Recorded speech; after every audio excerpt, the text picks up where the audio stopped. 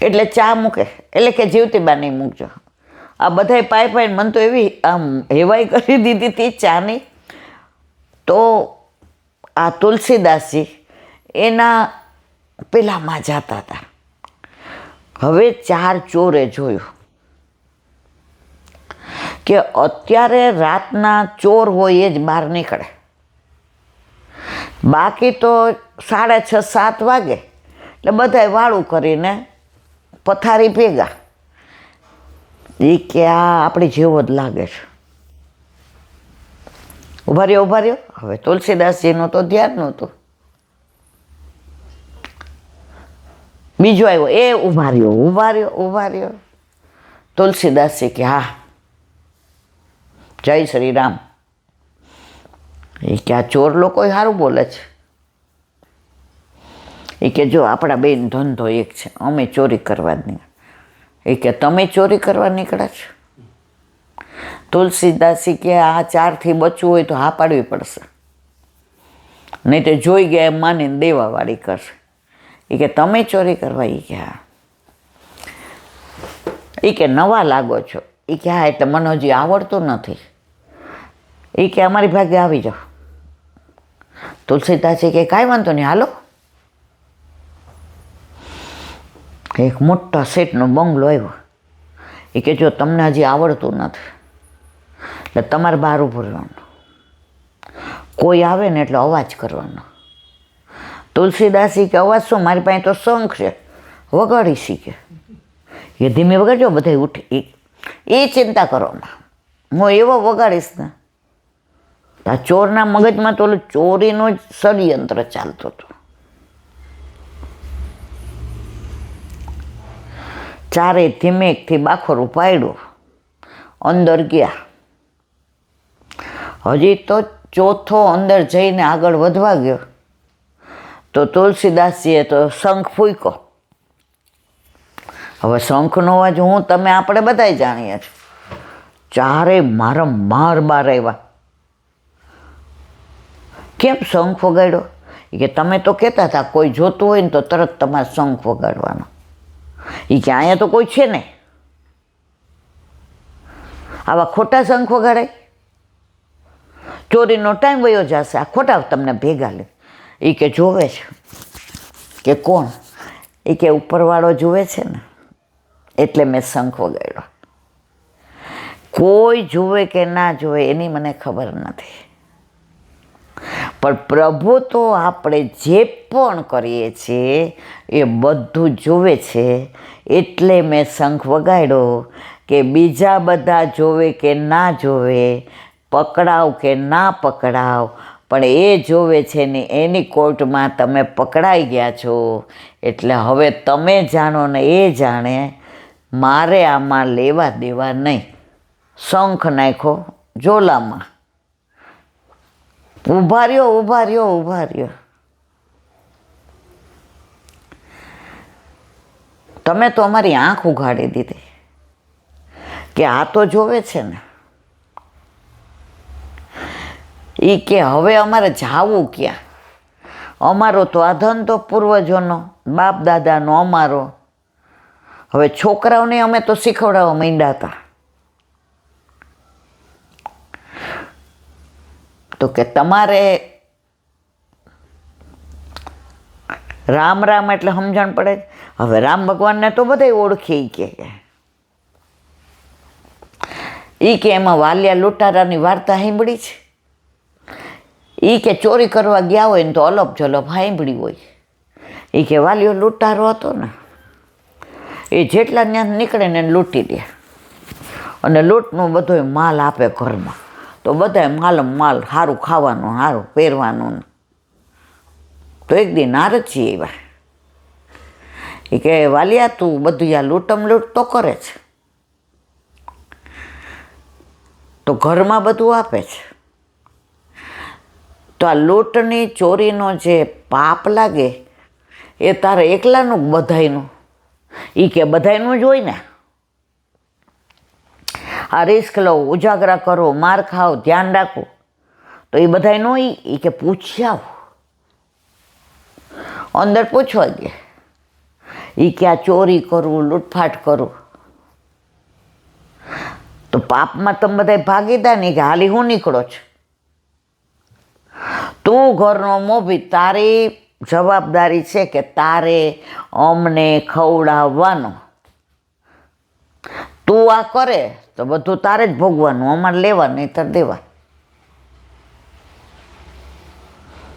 વાલિયા લૂંટારામાંથી વાલ્મીકી બન્યા, મરા મરા બોલતા રામ રામ બોલ્યા. એ કે આ મૂક્યા બધા શસ્ત્રો, હવે ચોરી કરે એ બીજા. એ કે નથી ખેતી કે નથી ધંધો. એ કે ખેતી કરતા હોય એ તો મજૂરી આપે ને. હા, એ કે એ આપે. એ કે એ થશે. એ કે રાતના તોડફોડના બાખોરા પાડવાનું દોડવું ને પડી જાય ને વાગે ને આ બધાય કરતા તો એ હારી. એ કે આ જાહો જલાલી નહીં થાય. ધન રડે ઢગલા થાય અને પંડ રડે પેટ ભરાય. નાના હતા ને એટલે કાકા ઘણી વાર આ કહેવત કહેતા. મારી ફ્રેન્ડ હતી ને સુવર્ણા, અમે સ્કૂલમાં કોટક મારે ભણતા. એટલે એના પપ્પા ગજાનન જોશી, એ રાજકોટના મેયર. એટલે હવે આપણે તો સ્કૂલ ફર્સ્ટ આવીએ, એટલે એ પરીક્ષા આવે એટલે ગજાનંદભાઈ કહે કે ઇન્દુ તારા અહીં વાંચવા આવું. એટલે આ લોકોને મેથ્સમાં કાંઈ હોય ને તો, અને ઘરના બધાય ડાઉન ટુ અર્થ, કરોડોપતિ અબજોપતિ એ જમાનામાં, તોય હું ત્યાં વાંચવા જાઉં. એટલે હું ઘરે પછી એમ કહું, કાકા આ બધાય આટલા બધા કાં પૈસાવાળા અને આપણે કેમ મધ્યમ કુટુંબના. ત્યારે કાકા સરસ કે બેટા, પંડ રડે પેટ ભરાય, ધન રડે ઢગલા થાય. એ જમાનામાં 25,000 હોય ને તો 25 લાખ થતા વાર ન લાગે. પણ બેબી 25 રૂપિયા હોય ને તો 2500 કરતાં વાર લાગે. આપણે કરિયાણાની દુકાન છે, આપણે જલસા કરીએ છીએ, આપણા ઘર ઠાકોર જ બિરાજે છે. ક્યાંય તને ત્યારથી અમને શીખવાડ્યું, અમે કોઈના પૈસાથી અંજાઈ ના જઈએ. એ જમાનામાં સાયકલ હોવી એ સારું ગણાતું હતું. હવે એમને ત્યાં તો કેટલી ગાડી હતી. મારો નંબર SSCમાં સેટ સ્કૂલમાં આવ્યો. મારા ઘરમાં ખબર જ નહીં. એસએસ આપણે સાયકલ લઈને નીકળ્યા કે 11 થી 2 અને 3 થી 6. તો જોઈ ગયા કે મૂકી દે, અમે તને મૂકતા જાય છે. તો કાકાએ કીધું હતું કે કોઈથી અંજાઈ નહીં જવાનું. મેં કીધું ના, મને આજ ફાવે, મારા રસ્તામાં બધું બોલતું બોલતું જવું હોય. તો આ ચોર લોકોએ નક્કી કર્યું કે ભલે પેટ તો ભરાશે ને, ભૂખ્યા નહીં રહીએ ને. એ કે ઉપરવાળાએ દાંત આપ્યા છે ને એટલે ચામડું દેવાનું જ છે. તો અમને સવારે બધાને ભૂખ્યા ઉઠાડે, કોઈને ઠાકોરજી ભૂખ્યા સુવડાવતા નથી. અને ચોરી છોડી દીધી. સંગ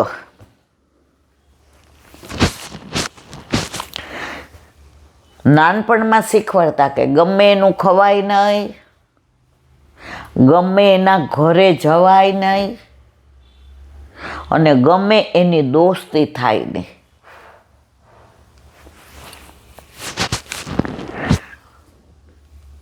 સ્કૂલમાંથી ને દર વખતે અમને પ્રવાસમાં લઈ જાય. સવારે જવાનું ને સાંજે પાછા. બિલેશ્વર, ઈશ્વરિયા, જોડેશ્વર આવી રીતે લઈ જાય. તો બિલેશ્વર જવાનું હતું તો ગાડીમાં જવાનું હતું, ટ્રેનમાં. પણ ત્યાંથી ઉતરીને અહીંથી લાલ દરવાજા જાય એટલું હાલવાનું.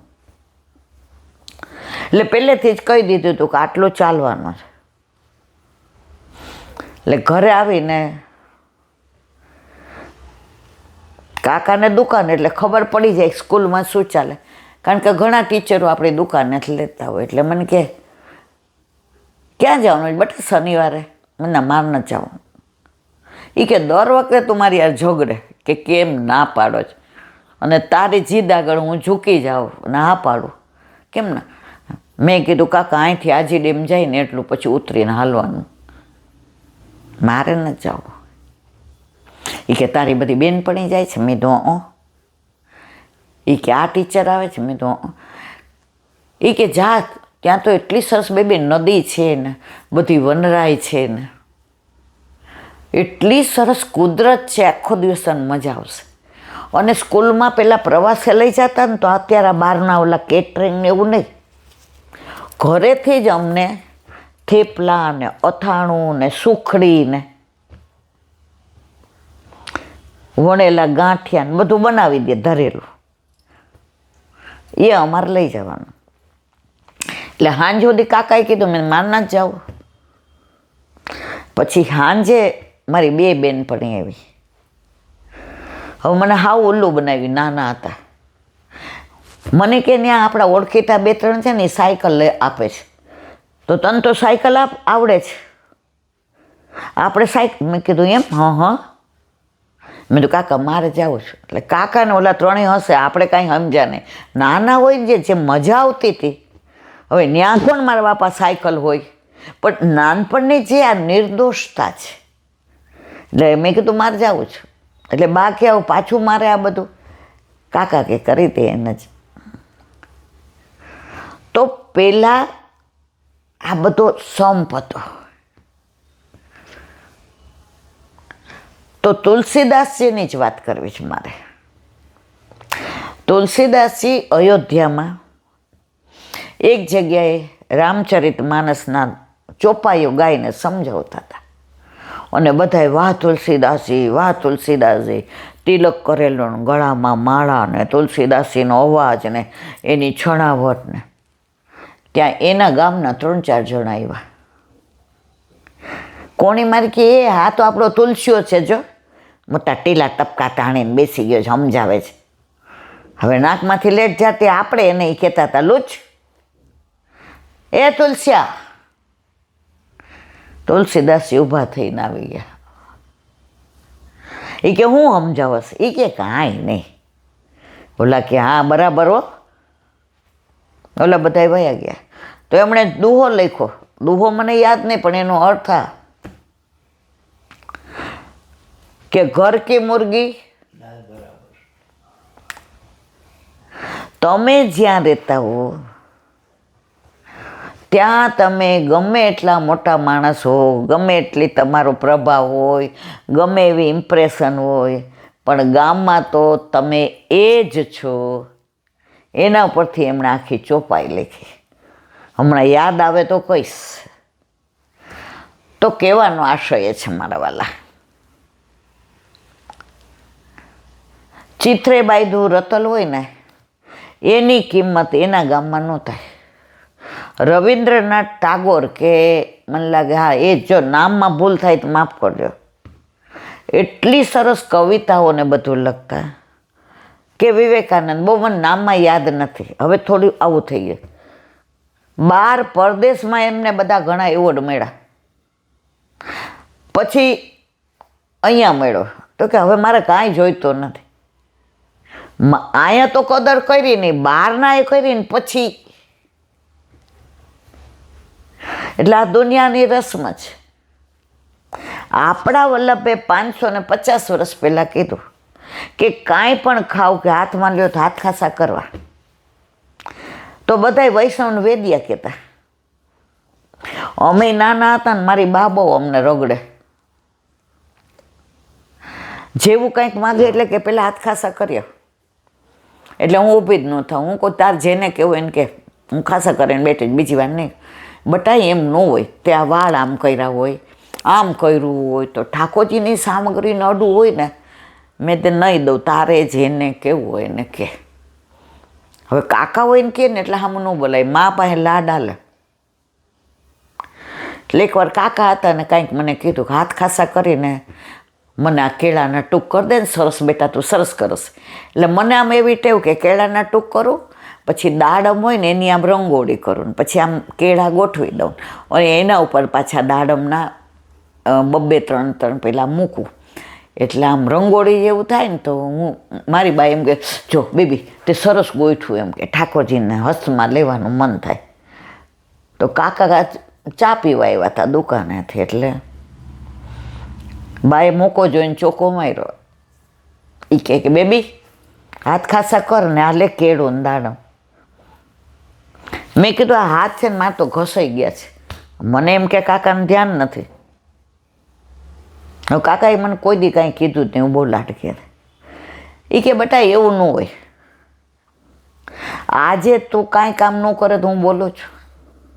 મને ખબર તને ભણવામાં અધર એક્ટિવ, પણ આમાં ઠાકોરજીમાં તારે આવું નહીં કરવાનું. ત્યારે આપણને ખબર પડી. હવે કોરોના આવ્યા ને તો બધાય મોંડાણા, બસમાંય લખ્યું હોય ને, ટ્રેનમાંય લખ્યું હોય ને, ટીવીમાંય એડવર્ટાઇઝ આવે ને, હાથ ધો હાથ ધો. અમારા વલ્લભે 550 વર્ષ પહેલાં કહ્યું તો બધાએ અમને વેદ્યા કહેતા હતા. કાંઈ પણ હોય ને એ સાયન્સવાળા ફોરેનના કહે ને એટલે આપણે માની લઈએ. હમણાં જ મેં જેના વચનો સાંભળ્યા કે આપણા રજસ્વલા પાળતા નથી. તો અમેરિકાની કંપની કે કોકનું એમણે નામ દીધું કે ત્યાં દવા બનાવતી ફેક્ટરીમાં એક બેન રજસ્વલા હતા. એણે પેક કર્યું, નહોતા એણે પેક કર્યું. મહિના પછી જેણે રજસ્વલા હતા પેક કર્યું તો એ દવામાં ફૂગ આવી ગઈ. આ સાયન્સે સાબિત કર્યું છે. આ બધું સાયન્ટિફિકલી છે. પણ પરદેશવાળા કહે તો અમે માનીએ. અમે અમારા ઘરનું, મેં હમણાં જ કીધું, ઘર કી મુર્ગી દાલ બરાબર.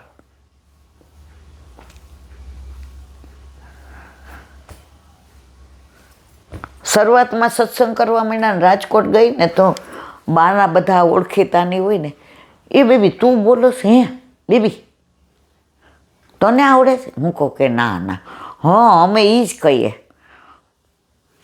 ઇન્દુરને તો આ બધું બહુ ગમતું જ નહોતું, એને તો ભણવામાં જ રસ હતો. હવે ધીમે ધીમે આખી દુનિયાને ખબર પડી. હવે જાય ને એટલે બધા આમ ભેટી પડે, વાલ કરે. તારી બા હોત ને તો આજે એ કે ધન્ય થઈ ગયા હોત. કારણ કે કાયમ કે મારી બેબી નહીં ગમે, મારી બેબી નહીં આવે. અત્યારે તું જ્યાં બોલસ ને તો અમને એવું થાય છે આ અમારી હિન્દુ બોલે છે. તો જ્યાં હોય ત્યાં ઘર કી મુલગી દાલ બરાબર. બોલો વલ્લભાધીશ કી જય.